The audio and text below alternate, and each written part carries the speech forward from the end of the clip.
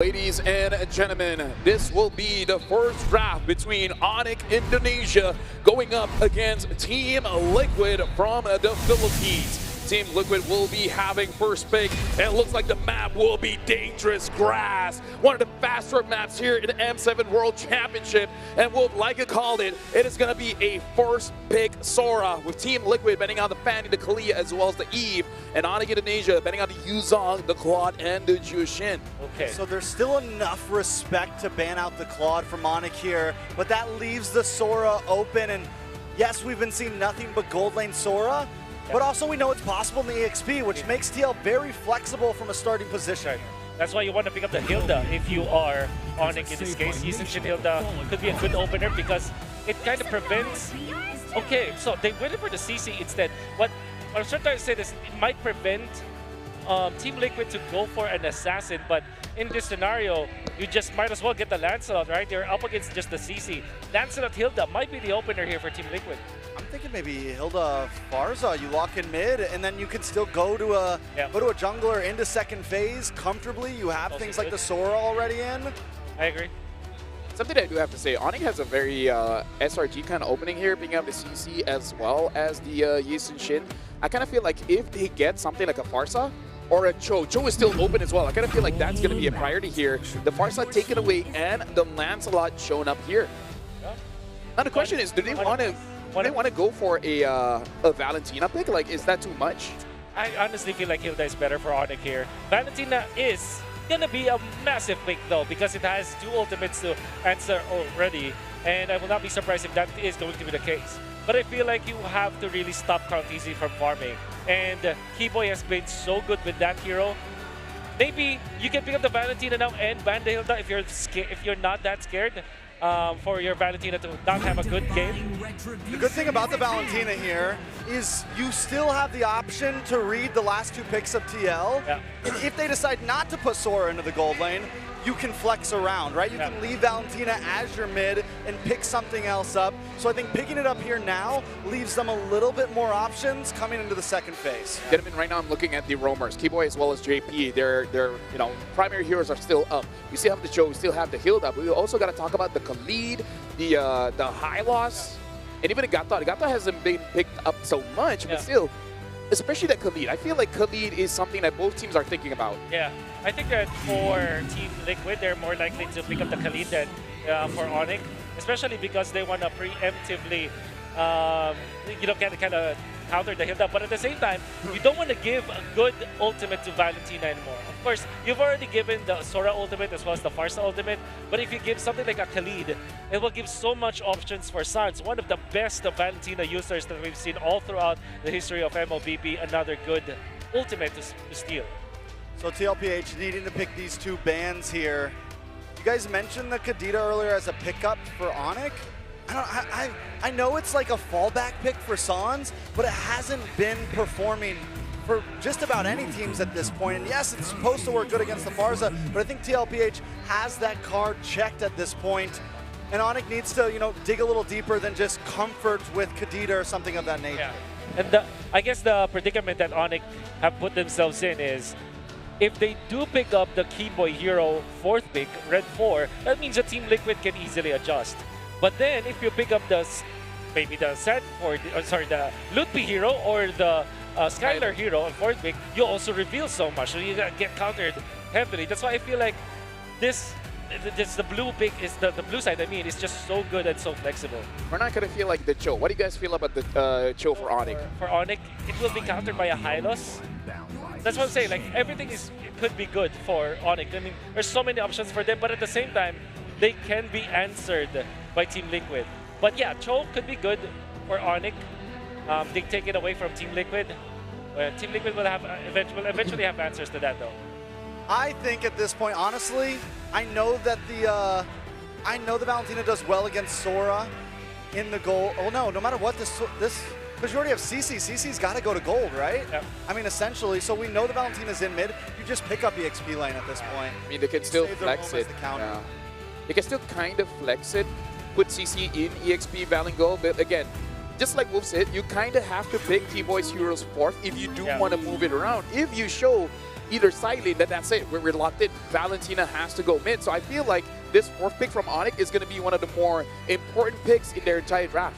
I'd rather them go for a Hilda than a Cho, but a Cho for Keyboy with the Valentina on Suns that can copy the Farsa ultimate would be good. It is indeed going to be the Hilda. And you take that away from Team Liquid because this is a hero that doesn't have many answers apart from a Khalid, for example. And this is a hero that could still possibly be flexed. That's right. Yep. So it leaves themselves open as well for this final pick, depending on what TL picks up here. Now, they're pretty simple, straightforward, rounded out. Yeah. For Rome, what do we think we're looking at? You mentioned Hylos earlier? Yeah. Oh, they pick up the Cho. This is interesting, and they heal the answer. I think ONIC are okay with this, the picks coming up from Team Liquid, in all honesty. They can really just use this Hilda as a sandbag for the Cho. Esmeralda is not that big of a threat if it's just Hilda, especially because they have this CC. Now, they cannot go for a Harith. Maybe a Granger could be good for ONIC in this scenario. Overall, it's a good hero to have. They go Alice instead. Okay, so it looks like this is going to be Alice EXP, which again is one of the loopy standout hero against Alter Ego. So right now, Trex looking at draft coming in from both teams. How do you feel about the draft overall? I mean, overall, ONIC trying to pull off what SRG did to TLPH in the Swiss round with a heavy fighter dive composition, the CC, the Hilda, things of that nature. If they're going to be able to pull it off, it is a big question. The lineup rating skews heavily into ONIC's favor right now. But like I said earlier, with so many fighters in the meta right now, so many weird offlane picks, I think it has trouble. I think the AI has a little trouble reading. Thank you very much, Wolf, as well as Trex.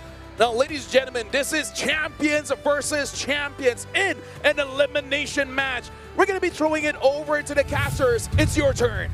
5 seconds till Thank you so much to the panel here, and once again, everyone, welcome to the land of Dawn. It's a crucial match between the champions, one of Philippines and one of Indonesia, to take us through. It's me, Naisu, joined on the desk with Leo and Mirko to bring you the action of this best-of-5 elimination match here in the MS7 World Championship. Boys, the panel shared their sentiments on this draft. I have to agree with Trex, man. I think the AI gets a little skewed sometimes because, man, those lineup ratings. That, and they may be blinded by the aggression that ONIC could potentially bring out. You're looking at a very strong mid lane, Valentina and Hilda. And you're seeing here, Team Liquid is answering back. They essentially held the line. That they did. Yeah. And at this point, I'm wondering what the matchup's going to be like, right? Because we haven't really seen too many Alice versus Sora matchups. The fact that they ended up flexing this Valentina into mid so far is kind of crazy. Part of this, too, as we look at the emblems here, this Sora in the hands of Sanford will be going with that concussive blast. I know we've seen a whole lot of gold lane Sora so far through this. Oh, early poking? Yeah. Keyboy should be fine.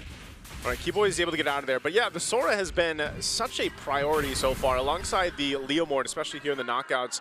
You know, we've seen that, but again, gold lane Sora works a little bit different, temporal rain there, but this tankiness that we see from Sanford, we've seen this a couple times, even through the Swiss stages, and it provides a good amount of crowd control, takes some of that responsibility away from JP needing to constantly kind of be there, and opens up that window for him to go and hopefully find the right target acquisition with the Cho. We've seen Cho, I think even based on the win rate, what is it, around the 50% mark, I think. It's definitely a very reliable hero in the Swiss, in the knockouts, and was almost single-handedly responsible for SRG's comeback win last night. That's why they're sitting in the upper bracket. See here, JP jumping in between two.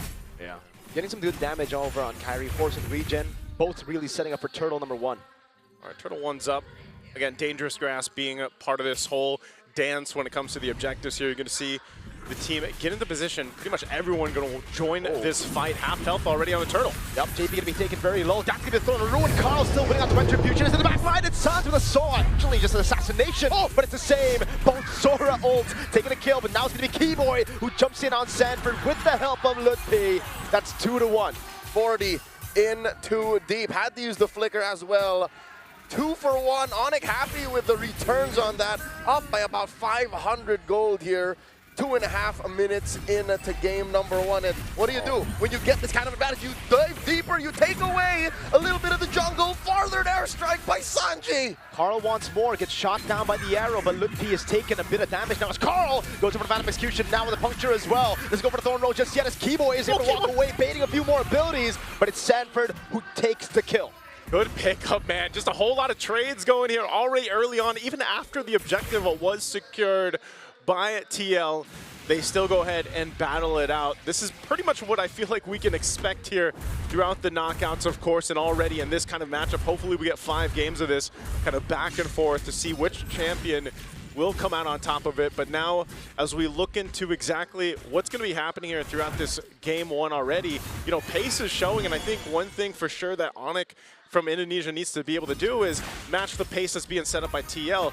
A lot of this comes down to even the usage of that feathered airstrike. We have seen this constantly throughout M7, setting it up, and then that's why Sans works well with the Valentina here. We literally saw it just a minute ago when Sans was behind maybe a step or two, and he clicked it, he grabbed it, but there was no one there left. And what this is saying for all of us is 4 minutes in, it's a game of inches. Whoever can turn that inch into a foot, into a mile, will definitely run away with the game. 500 gold is what Team Liquid is playing with. 10 seconds until this turtle spawns.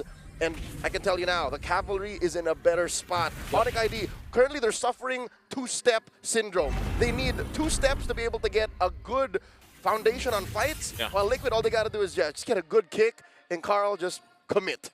Yeah, that seems to be the case here. Anytime a Cho is on a composition, you can see Sans holding on this time to the Sora ultimate. Oh, this play up top. Tank up top, Auto Shocker lands. Oh, it's going to be caught by the curtain call as well. As Kiwi picks up the kill, as JP's able to find a way to drag it over on Skylar for the ruin. What? Skylar gets away! And now they change targets on a Sanford. Going into Thunder form, finds Keyboy! Sanford will fall as well, though. Sans gets the pick, and now it's ONIC who move on to Turtle. Carl holding this angle. It's going to be Litpi trying to zone him away, but still, he has the punctures, the free resets. Litpi is going to zone him away entirely into the mid-wave, so he will be free for ONIC ID. Oh man, a fight, and even a feathered airstrike drop down. Oh, the chef wants more! He finds Kyrie! As I was saying, there's trades everywhere. You don't take anything for free in this game of 1, it seems like. And so they go for a trade, but still, nonetheless. Oh, whoa! Big JP? On JP. Now Sanford wants to go in, goes on a Sans. A desperate feather airstrike earlier to try to deal more damage before he dies. Leo. He wasn't done. He wasn't done, man. He wasn't done. I'm looking at you here because I just feel like we have seen the teams and the players from the Philippines really adapt to this more hectic, chaotic, brawly play style. Oh, yeah. I love it, man. Oh, what? As I say it, Skylar falls. Yep. Welcome to Indonesia. It's something in the food, man. I don't know. It makes the spice, It's bro. the spice. They brought it to the game as well. And it's working. I mean, look at this. They built up a small lead up to this point. And this is what Liquid revel in. They enjoy the fact they can keep fighting, and all the more the reason why is because ONIC ID's not ready to fight just yet. I'm looking at Kyrie, he's a scaling jungler. I'm looking at Skylar. Yes, you are a CC, you're a fighter, quote unquote. But compared to an Esmeralda that's just happy to peel, you kind of need to clap back, and they find the kick! Way to dragon, independent airstrike, and everything in the kitchen sink thrown at Keyboy. That's that Cho play we're talking about, man. Every single time he's up, that kick is available. Oh, okay. He's gonna get out of there, right? Yep. Is holding him back, yeah. Got about half dozen dashes on this Thunder form, he's fine. There's a reason why this Sora does keep getting picked. He's gonna get chased down. Whoa, okay, at least, again, I said it before, you don't get anything for free, but here comes JP. The traceless out of Jikundo. Oheb was holding on to the falling star move, just uses it onto the wave, gets prio, and now they move to Turtle. But Litpi is gonna be caught by the airstrike now to Jikundo as well as the way to Dragon. Litpi pinned down, but there's not enough damage to take him out, and Stone the Ruin will react in time for Sanford and Sanji. But now JP getting bombed!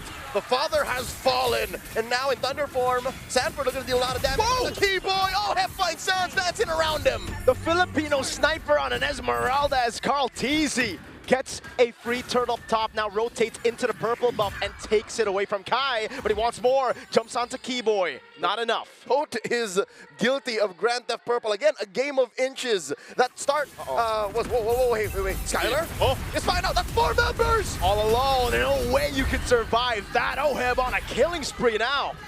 Man, oh man, I feel like we're watching 4 different games or 1v1s go on and break out throughout this game. Neither team wanting to let up just yet, too, up here up top. Traceless out of the way of the Dragon, but now it's going to be Carl with the Phantom Execution and a Thorn Rose. Great Traceless again, but again it's going to be Kai caught in the bad spot. As you see Carl rotate him over, it's Lutfi who gets the blink in time. Okay, so they go, they make it happen, they'll find a pickup, minus everything that's been happening here in the past minute or two. All these constant fights will lead us nearly to that lore in about a minute. They want to start to open up the map at this point, take down this tier 1 turret. That's exactly what TL wants to do. Can ONIC hold on to this turret? That's a good question. Sanford walking up, able to go for the CC, but it's only onto Lutfi now as he dashes out again. And look at JP. That's what you get with a Cho pick in the hands of Team Liquid's Patriarch. On dangerous grass. On dangerous grass, again, there's very little he needs to do to get in there. And just to call back to a kill that Kyrie suffered up top, that rarely happens to the Sky King. Sanji's fine here. The Gleam, Lutfi did fully commit.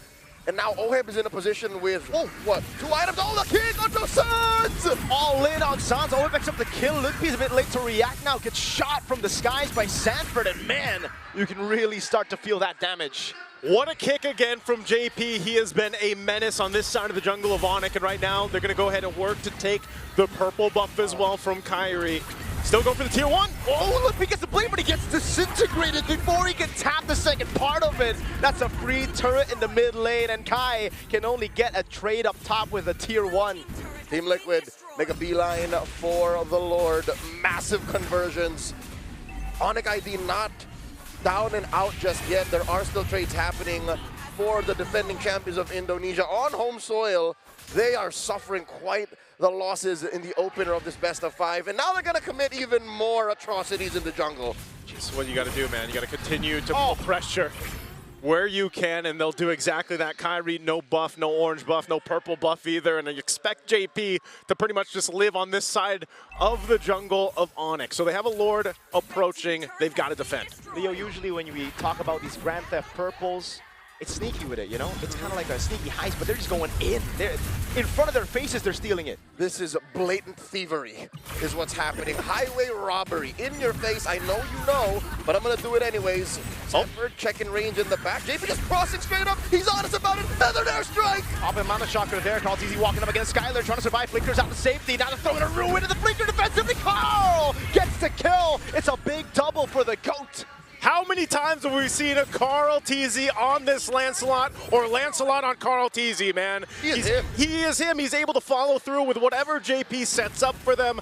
They get these shields down. Lord is still up. It's got to be worked with. Sanford's low. He goes back.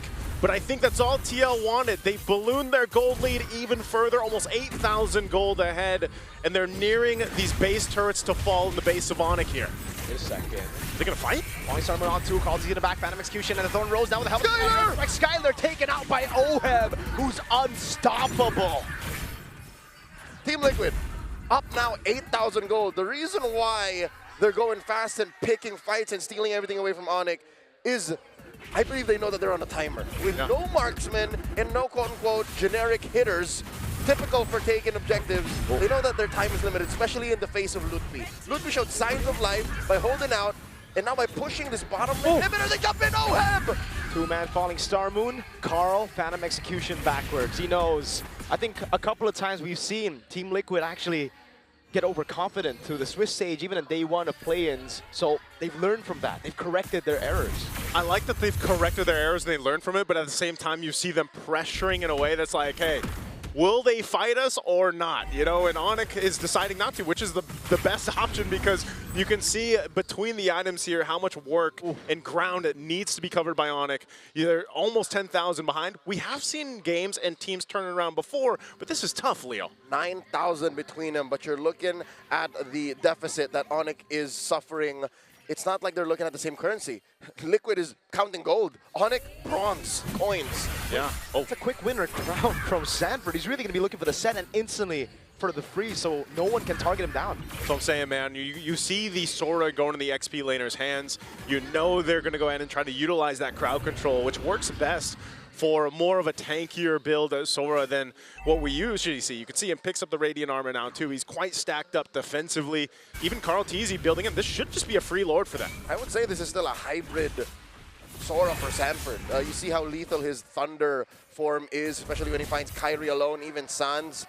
So with that said, they can just take this slow. Again, this could be the final Lord if Liquid gets this right. Yeah, even if it's not the final Lord, I think it's guaranteed one more base turret. Yeah. Best case scenario for Team Liquid, it's an N. But even then, I think 2 base turrets isn't even a stretch. ONIC don't have the best clear.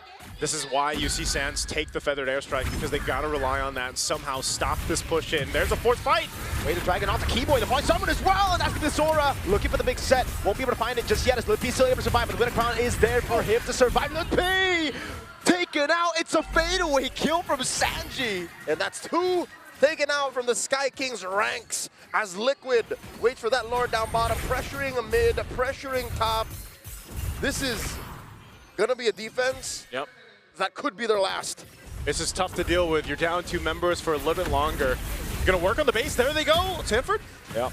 3 members down, or just 3 members alive rather. Sans taking a shot at the feather airstrike, not falling Sarmoon, cocking him in place. That's gonna be, oh my goodness, the way the dragon.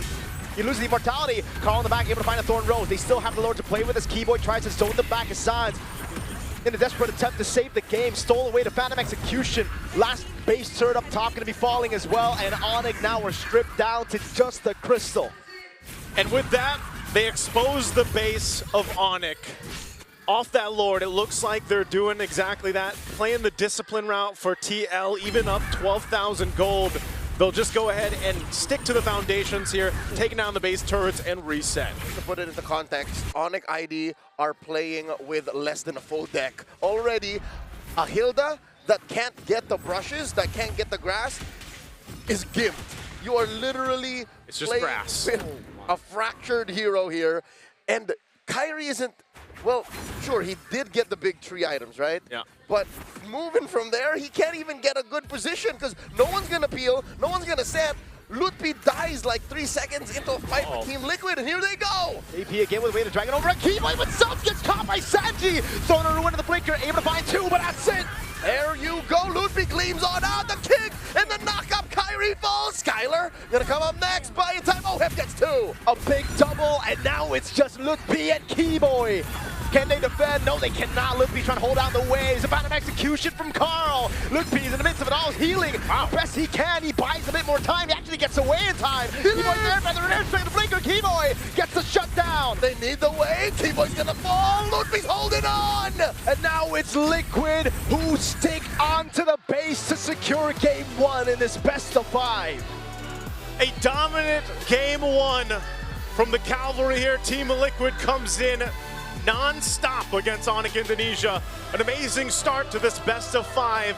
They controlled the game from start to pretty much finish. And I'll tell you what, this is going to be a tough adjustment, I feel like, for ONIC Indonesia, because there was a lot to work from. Massive meta evolution in terms of how Team Liquid changed their game. ONIC, luckily, they have time to recalibrate, but what happened here should never ever happen again. I'm looking at a 13K deficit. Yeah. That's why I was concerned with the Valentino flex into mid, because the Esmeralda was already visible. They just had no shred, yet they forced that pick into Sans. And with no shred, that's the result. The result is true, and again, this is one of those crazy games that just started off the foot of, you know, you have a Cho, you can find someone to lock down, set things up. JP maybe only had 1 bad kick, or a kick that didn't go his way. It's not necessarily bad, but it just wasn't what they wanted, but Carl Teasy was still there to follow through. And again, that's just the synergy for TL. We're gonna go ahead and throw it over to our panelists to break down game 1 a little bit more for you guys here. It was dominant 1. Guys, what do you guys think about it? First of all, thank you very much, Mirko, Leo, as well as Naisu. And yes, first of all, we do have to talk about this, where this is a very Indonesian kind of game, you know, fighting over and over and over and over again, because it does seem like ONIC, they want to bring in the battle, and Team Liquid's like, hey, we got you, fam. But at the end of the day, Team Liquid just looks much more cleaner. JP having amazing kicks, and Carl as well, before 12 minutes, is full build. Kyrie was nowhere near that kind of gold, Trex. I mean, Carl Teasy just showed that Assassins are definitely still alive. in M7 top 8. That's been the question on our minds, and he's showing that it is very possible. The guy was a monster. Yeah, this is called the Liquid Stampede back at home. But I think that if you think about it, it's really just the same as how you treat it like in the Brawl server. Unfortunately, though, the main difference is they are timing it correctly. For the side of Team Liquid, they waited for the Esmeralda as well as the Sora from the side lanes, which kind of means that if they join together with Kairi in the middle, they will have relentless amount of just overall team fight, right? They will never run out of ways to team fight. Even when you say that the Cho ultimate as well as the Farsa ultimate, their cooldowns are quite longer than what you would see from the Sora as well as the Esmeralda, the idea is the same. You constantly apply pressure to your opponents. And I think that this game, if you just look back at it, probably had 1,000 plays that happened every single minute, you know? Can I just say, like, throughout the M7 World Championship from the Swiss stage up until now, early picking that Valentina is such a huge risk. In fact, the only one that can really work out was coming in from Sunset Lover from a Team Spirit. But other than that, the fact that you don't have that range really hurts your composition a lot. Yeah, that's why I said that during the draft, right? You also called out the Valentina that will be picked up, and it was in the right spot. Lafel, you actually predicted that, but I thought like it wasn't the right idea because it kind of limits them to this spot. I think that that ONIC Indonesia generally have put themselves in a spot where it's difficult for them to get a good matchup in the roam role. In Keyboy, for example, he was forced to get that Hilda. We did predict the Hilda to be picked up, but in that scenario, the Cho was banned out. So I feel like if they kind of bumped the priority on the Hilda on the third pick, they could have banned the Cho, for example. That's what I'm thinking about. But they were put in this spot, and now they lost because of it. I mean, I feel like ONIC felt big brain for picking the Valentina because of the possibility of flex towards the end. But in the end, the Esmeralda comes in from TLPH and the outplay to return that no, this Sora was going to Sanford all along. Yeah, I gotta say, fourth pick on the Esmeralda really threw them out a little bit. Here we have the MVP by Realme, 5-1 and 10. Sanji, by the end of the game, he was one-shotting everyone. That's the thing, right? That's what you look at Team Liquid. You can never really pinpoint who the MVP is because I could have sworn that there was a time where JP was the MVP of the match, but I think because of the control in the kicks, they were amazing. Exactly. Sanford was important in the first few minutes where they were able to apply pressure on the jungle so that Kairi will never be able to catch up to Krautizi. Krautizi himself has delivered MVP performances, but I think specifically for Sanji, the way that he manages his ultimate and wings by wings and to always be there in the team fights, whether or not he has the ultimate, meant the world for both Sanford as well as Oheb because now whoever connects with Sanji has a kill threat no matter what. Now, gentlemen, the thing that I want to talk about, even though Sanji is our MVP, is actually JP. Because if JP is performing like this the entire match, ONIC will have a problem. And I would say JP is not bannable because if you take the Cho, there's a Hilda. If you take both, there's a Khalid, right? He has so much picks that I feel like if ONIC pays attention to that, everyone else will be free. Yeah, I mean, you go far back enough and JP came in during more of a support roam meta. Yeah. And then now he's becoming this more aggressive roamer and has just grown as a player so much. And that is a great point that I don't think a lot of us think about. He is almost impossible to ban. No matter how many things you take out, he still has more options. There's always a system. If you pick this hero, this is our answer. It's almost like programming when there's an if-else statement that if you pick this is our answer. If there is Hilda, they will pick up Cho. If you pick up the Cho, they will go Hylos, they go Khalid, they go Grab, they go all around that. And you're right, it's almost impossible to ban because if you commit enough bans to it, then you'll open up other heroes for the other roles. Yeah. You know the thing is, if the monitor wasn't slanted that way, we could see the monitor. Yeah, but we can't. Yeah, right now is a little bit difficult. Yeah, we can look at the back. I want to point out some of those final plays towards the end there. This is, you know, the Liquid Stampede. This is the Team Liquid that I think I've been waiting to see overall, where they're aggressive. They're not too passive. Of course, they're a team that has patience, but Team Liquid all the way back to Echo days, all the way back to these hollowed halls, have always been known as a Filipino team that are willing to really, you know, punch you in the face a few times. And that's what they did today, layering those skills, Falling Star Moon, into the punctures, into Sanji's wings by wings to catch someone off guard. You know, this is This is prime TLPH in that last game. What I don't like about the Alice last pick for ONIC is that they kind of told themselves that, okay, we're just going to work around the Alice ultimate, because apart from that, they don't have a stun. Maybe eventually if Suns was able to copy the way of the Dragon, they could have a way to engage, but that is not the optimal way to do it. The problem with picking up the Hilda, although it is a very good pick, I would feel like for ONIC up against the Lancelot, is that it doesn't have the stuns for you to set up. That's also kind of counterintuitive when in combination with the CC. So I feel like for ONIC, if they do want to keep up with how Team Liquid wants to play the game, they have to have other sources of stun. That is not an ultimate. So the Alice, although this hero is in theory good, in application, it's so difficult to pull off. You know, speaking of Alice, the EXP lane, I want to focus on Sanford's item build here in the EXP lane. He does go for the hybrid build, Malefic Roar, Roar Axe. And that's, we saw earlier, previously in M7, some EXP lane Sora's going full tank build. But I think this type of build fits Sanford so well. He can still be that proactive, aggressive EXP laner, but he can also take a decent amount of damage. Now, here's the thing, gentlemen. I kind of feel like we got to talk about this after 2 days, well, technically 3 days of the knockout stage. And I feel like all of the players here, they're very impatient.